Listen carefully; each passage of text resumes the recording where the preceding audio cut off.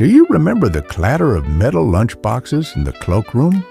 The smell of mimeograph ink on freshly printed worksheets? Or the sting of a wooden ruler on your knuckles if you got caught passing notes? Ah yes, school in the 1970s was a world of its own.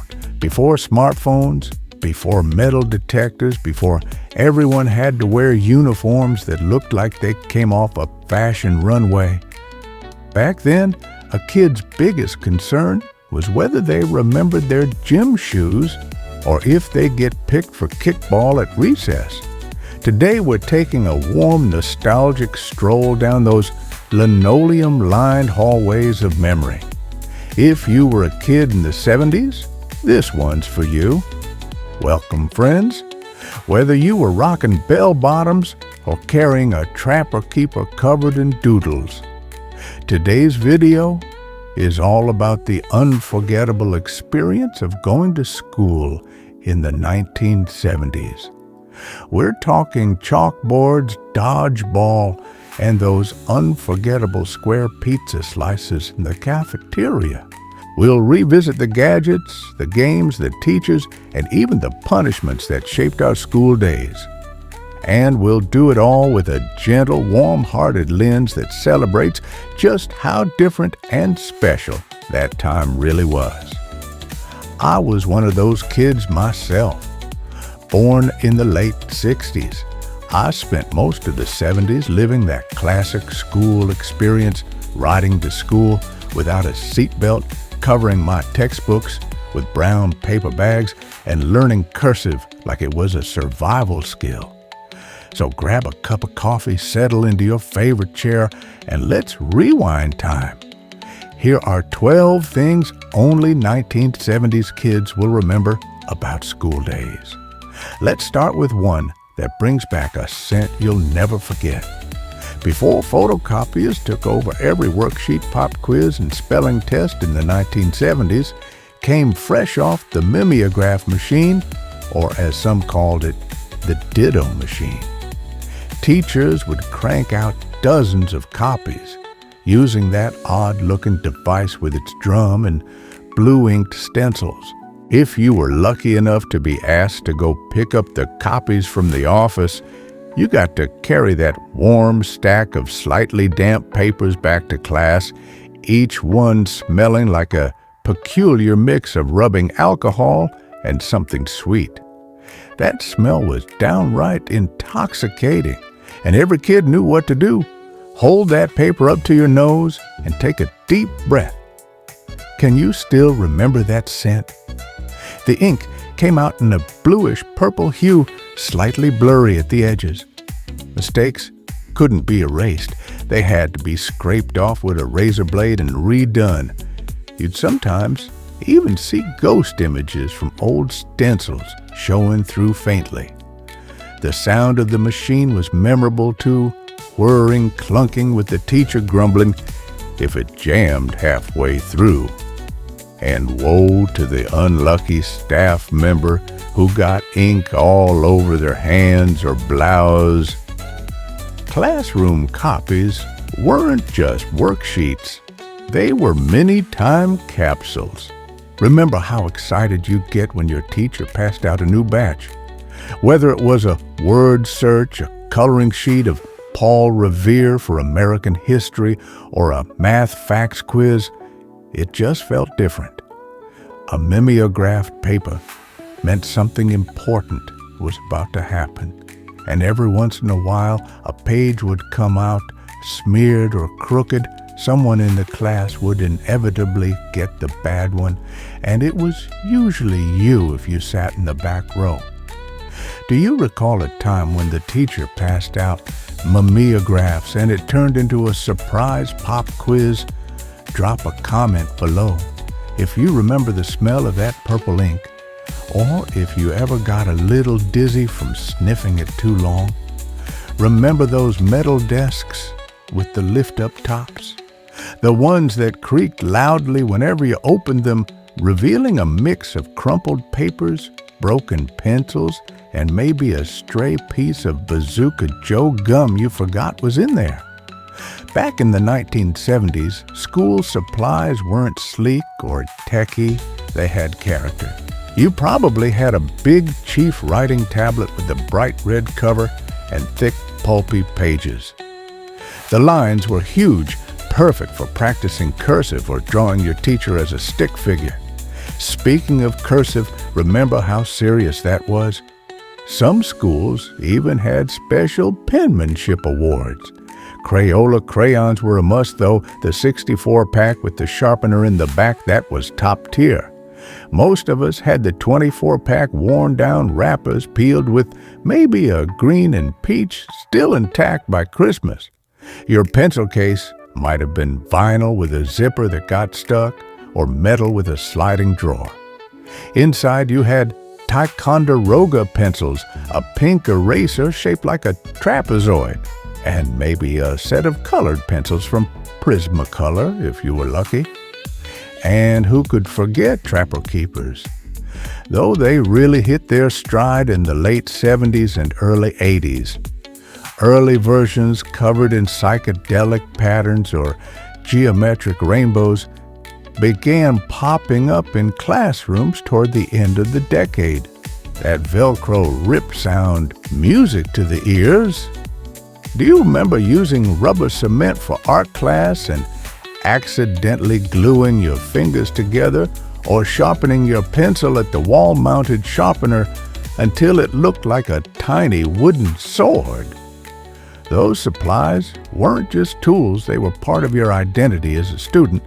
The way you decorated your book covers with ballpoint pen doodles, the stickers you added, even the way you folded notes to friends. It all told your story. Before uniforms and dress codes got strict, the 1970s let kids express themselves in all sorts of groovy, sometimes cringeworthy ways. For the boys, it was striped turtlenecks, corduroy pants with reinforced knees, and t-shirts featuring superheroes' baseball teams, or maybe even Fonzie from Happy Days. Belt buckles were big, literally, and many boys had hair that brushed their collars or hung in a shaggy bowl cut. For the girls, there were gaucho pants, smock tops, and sometimes those itchy polyester dresses with loud floral prints. Knee socks and Mary Janes were common, and every classroom had at least one girl with pigtails tied with yarn or ribbons that matched her outfit. And everyone, boys and girls, had a pair of Keds Buster Browns, or the new kid on the block Nike Cortez, though those were rare and usually worn by someone whose parents were a little ahead of the curve. One year, it seemed like everyone had a Snoopy or Garfield lunchbox, often made of metal with a matching thermos that always smelled faintly of milk, no matter how clean it was. Cold mornings meant puffy down jackets or those corduroy coats with fake sheepskin lining. And let's not forget the wet hair syndrome when your mom made you take a bath before school and your hair froze on the bus ride. Looking back, the fashion might seem funny, even a little embarrassing, but at the time, we were styling. What was your favorite outfit or pair of shoes you wore to school in the 70s? Tell us in the comments, especially if you still have photos. Now let's head to the cafeteria, that noisy, smelly, chaotic hub of the school day. Lunchtime in the 1970s was something special, and occasionally terrifying. The moment you stepped into the lunchroom, you could smell it, a mix of overcooked vegetables, steamy trays, and floor cleaner. If it was pizza day, the air was heavy with grease and anticipation. You know the pizza I'm talking about, the rectangular slab with the slightly rubbery cheese, soggy crust, and just a few lonely pepperoni slices. And yet, we loved it. Most lunches came served on those hard plastic trays, usually beige or gray. Every kid got a little carton of milk, which cost 4 to 6 cents depending on the school year. You had to pry the cardboard open just right, or it'd pour out in a weird stream and soak your mashed potatoes. There was Salisbury steak with gluey gravy tater tots, green beans boiled to oblivion, and the dreaded fruit cocktail, which always seemed to include one sad cherry. And then there were the special days, hot dog Fridays, Thanksgiving turkey lunch, or build your own taco if your school was really progressive. If you brought your lunch from home, you might have carried a metal lunchbox, maybe Star Wars Charlie's Angels or the $6 Million Man. Inside a peanut butter and jelly sandwich wrapped in wax paper, a bag of Fritos, and a Little Debbie snack cake. If your mom was feeling generous, the lunch ladies were a breed of their own, some stern, some sweet, all armed with hairnets and ladles. They knew every kid, every allergy, and who was trying to sneak an extra carton of chocolate milk. And of course, there was the cafeteria table hierarchy, who you sat with, who saved you a seat, who ignored you. It was a social lesson in survival every single day. Recess. That golden 20-30 minutes of pure freedom between spelling and social studies. In the 1970s, it was less structured, less supervised, and far more dangerous than today's padded playgrounds. Your typical elementary school playground had metal monkey bars, often placed over hard-packed dirt or gravel, not rubber mats. There were seesaws that could launch you sky high if your buddy jumped off without warning. And who could forget the giant merry-go-rounds spun at warp speed by a gang of kids until someone flew off into the grass?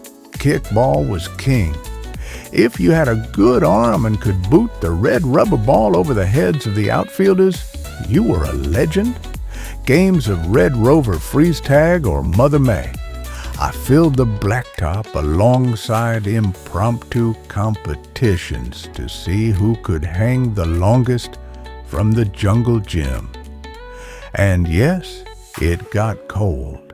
Many of us still remember lining up to go outside in 30-degree weather, zipping up our thick coats, the ones with metal snaps and corduroy collars, while our fingers froze inside those knit mittens with snowballs stuck to the palms. Playground rules were usually self-enforced unless a teacher on recess duty happened to stroll by with a whistle. But for the most part, we policed ourselves. Disputes over who was safe or whether someone cheated in Foursquare could become the trial of the century. Until the bell rang and everyone forgot about it. It wasn't always kind. Bullying wasn't a buzzword, yet it was just something kids dealt with. And back then, if you tattled, someone would always say, "Snitches get stitches."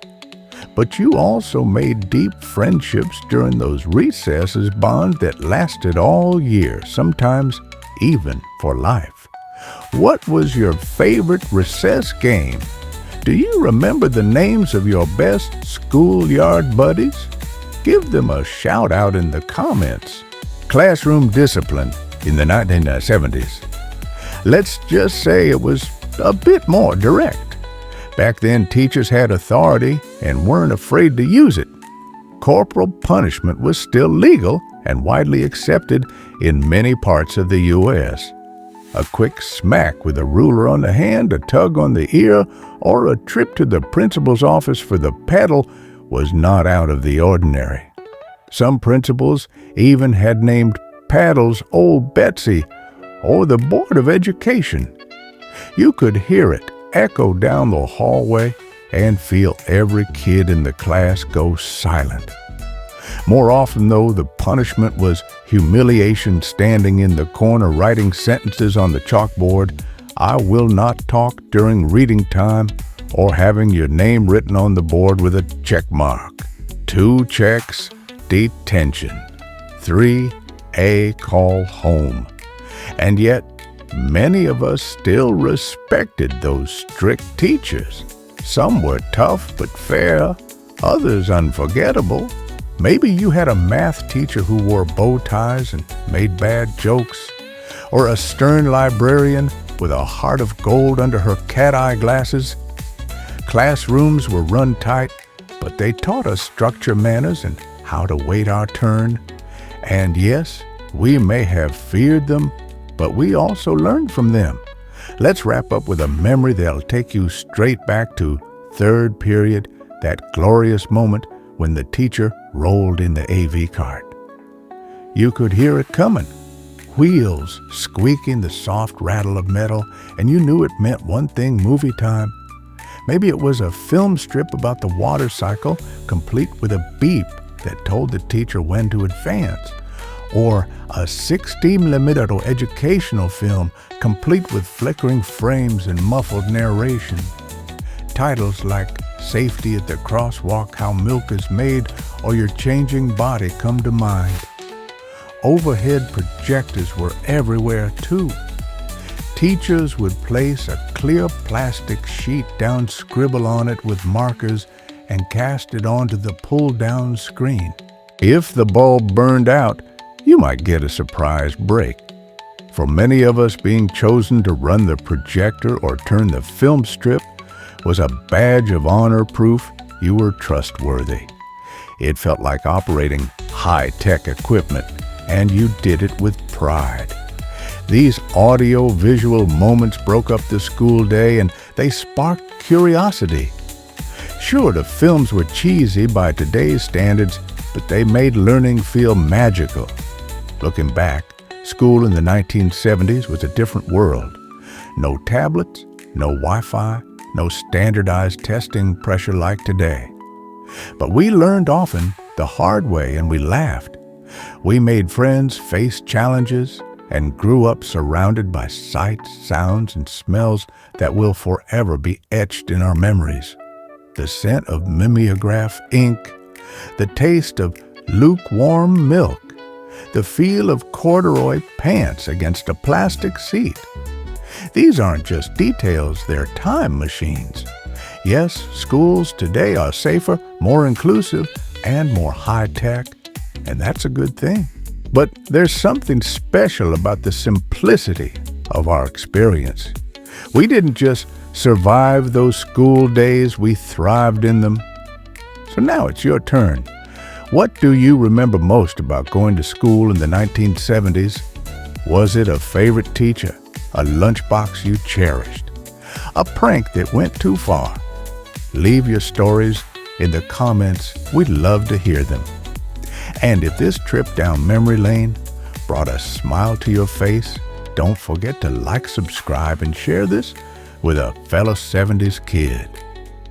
Thanks for joining us today, and we'll see you next time on another nostalgic journey.